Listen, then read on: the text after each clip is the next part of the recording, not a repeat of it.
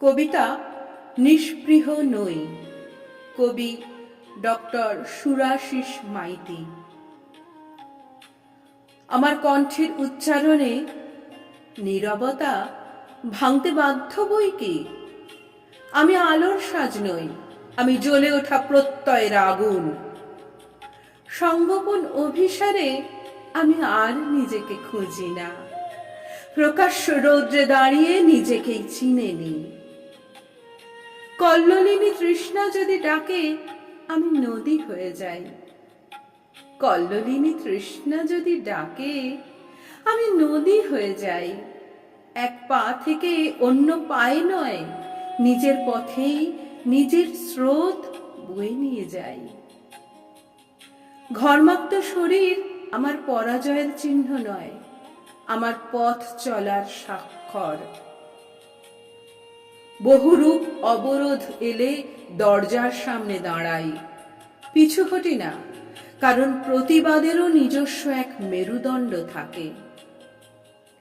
কথার নৌকায় কল্পনার দাঁড় টানি ঠিকই, কল্পনার তীরে থামি না।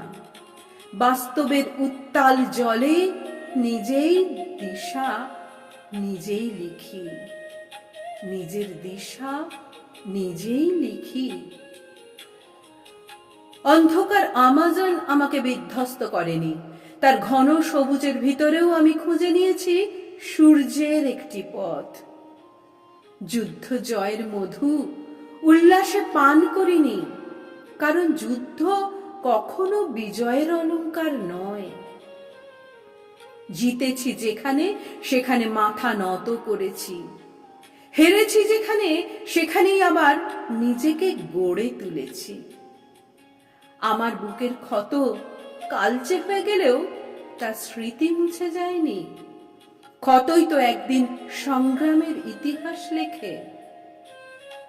রোদ এসেছে, জল এসেছে, ঝড় অনেক কিছু ঝরিয়েছে, তবু আমার ভিতরের বৃক্ষ শিকড় ছড়ানো থামায়নি।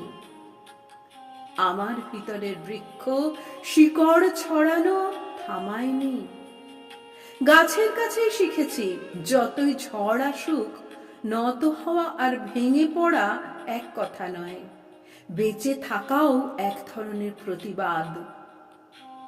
তাই আমার ভাষা কখনো কারচুপি করেনি, সত্যকে সাজাতে গিয়ে মিথ্যার রং লাগায়নি।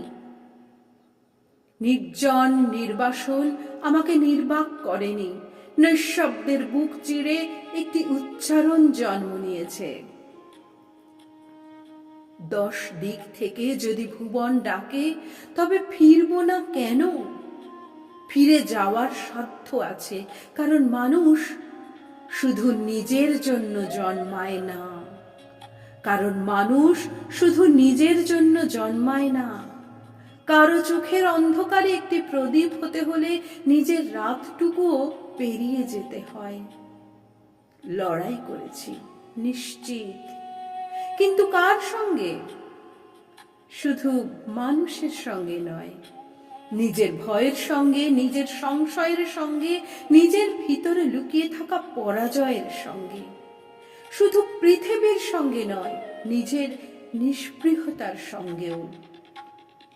আজ শুধু বলি, আমি নিষ্পৃহ নই, আমি নিঃশেষও নই, আমি ক্ষত থেকে উঠে আসা একটি অমোঘ উচ্চারণ।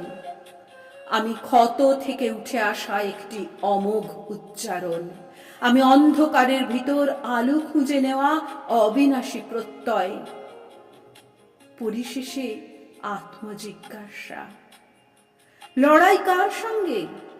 উত্তর একটাই, যে আমি হার মানতে চেয়েছিলাম, লড়াই ছিল সেই আমির সঙ্গেই। নমস্কার, আমি কণ্ঠে জয়িতা। সকলকে জানাই আন্তরিক ধন্যবাদ আমার সাথে থাকার জন্য।